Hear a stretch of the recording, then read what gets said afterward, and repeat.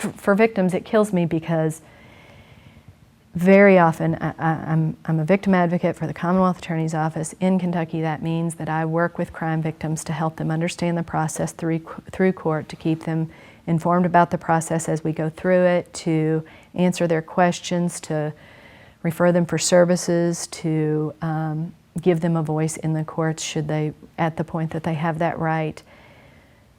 But what all of that really means is that I spend an awful lot of time helping people with the frustrations that are rampant in the criminal justice system. It's not long working in the criminal justice system before you realize that it is not a victim-based system. It is, for better or for worse, a perpetrator-based system or a defendant-based system.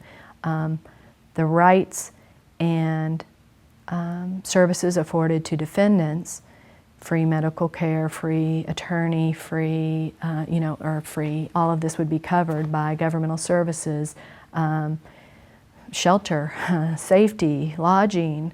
There's no end to what service and attention is given to the defendant. The case is named after the defendant.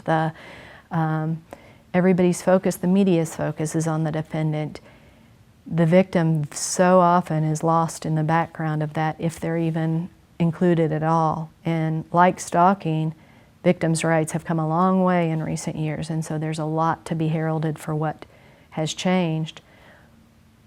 But when I work as an advocate with a crime victim, almost half of the news I'm giving them is bad news, if not more. People have a notion of criminal justice often that comes from TV, which means they think the crime happens and it'll be solved in an hour.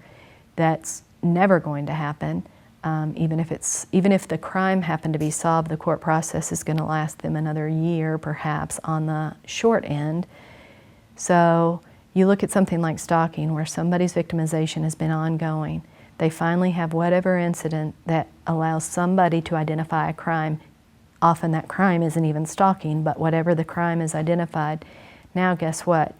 You've struggled through hell to get here, and now you're on my doorstep, and I've got some more bad news. What we're gonna do now is this charged crime that made you feel much better, where the perpetrator of that crime is in jail, and you just told me that you went to the grocery for the first time in a year and could breathe.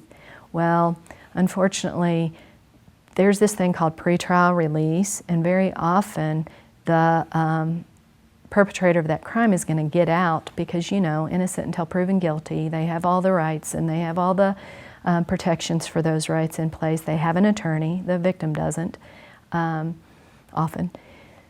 They are now the first thing I get to describe to them is, oh, no, he's out. Not only is that like me knifing them in the chest, the panic that goes through them thinking that they were safe and how exposed were they is awful. And then to explain why that is a whole nother, here's some more bad news. Maybe we can get them put back in. Maybe we can get a judge to consider something like GPS. But in our experience, we haven't had great luck with that. Or let me tell you, you don't want to set somebody. You have to help them by helping them understand that they're. You're not going to help if you paint it like, oh, we're going to get him. He's going to go away forever, and they're going to lock him up and throw away the key. Because even if we get through that initial, now he's out. The victim's dealing, however they're dealing and surviving with the fact that he's out. The judge has very often, made an order from the court to have no contact with that victim.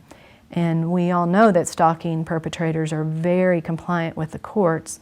I'm being facetious because the absolute opposite is true.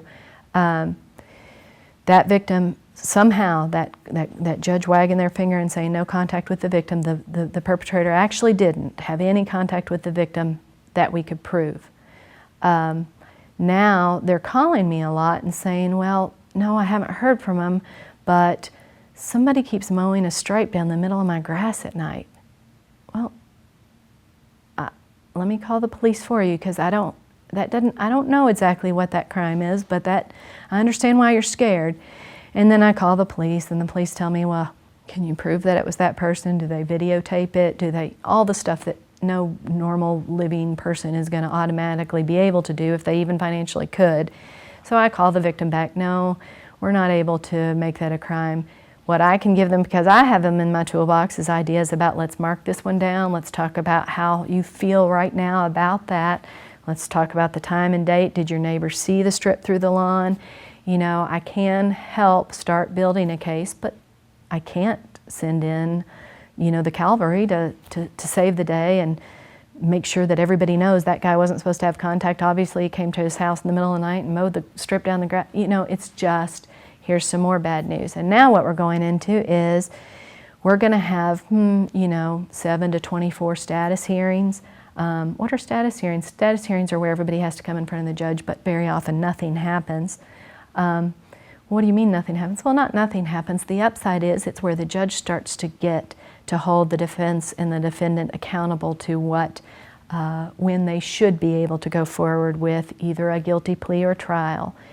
Well, does that mean they're going to plead guilty? Well, no, we're not even at that stage yet. Does that mean we're going to trial? Well, we're not at that stage yet. We're just going to have to hold on through these status hearings. But he's out and I'm at risk. I know, and please call me every time you have anything odd occur, and I'm going to continue to help you document these things, but unfortunately I'm not able to get the court to see that there is ongoing risk because he was already allowed out. Well, but since he's doing this, couldn't he be taken back in? Wouldn't that be a violation? Well, if we could prove it, it would be, but unfortunately, as long as he's out until he does something that we can prove, you mean like kill me?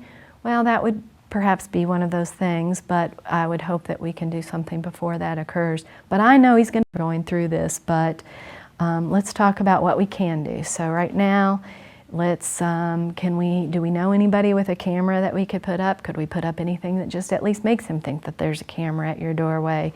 You know, all you're doing is helping somebody's expectations go from what I think any regular old person in our country would think is happening with the criminal justice system, or assume the protections that could be provided, and helping move those expectations and realities more to what the reality is, which is that there's a lot of agencies really wanting to help, but there's huge limitations with their ability to do so in any kind of way that is truly going to keep someone safe from something as invasive as stalking.